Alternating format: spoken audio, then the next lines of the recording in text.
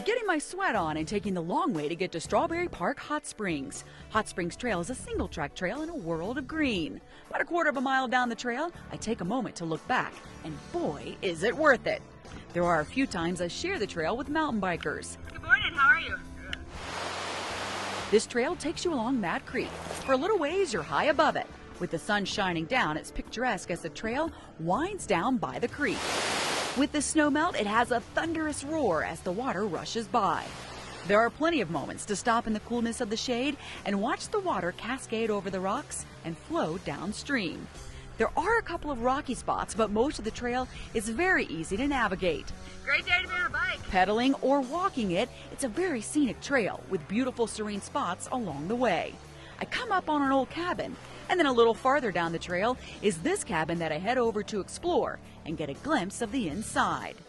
This close to the river, there are a couple of water hazards, but they're easy to cross. Welcome to the Hot Springs, less than a quarter of a mile to go on the trail. This is where Hot Springs Creek flows into Mad Creek. Let's cross the bridge to see where you can camp. Check out the cool covered wagon cabins you can rent. Hello, Strawberry Park Hot Springs. With folks soaking in the pools, you can see the steam coming off the hot water flowing through the spring. Almost zero sulfur in this hot spring, so there's no odor like a lot of the other rotten egg smelling hot springs that you find. In this small stone building, you can get a massage or Watsu creekside. Doesn't that sound heavenly?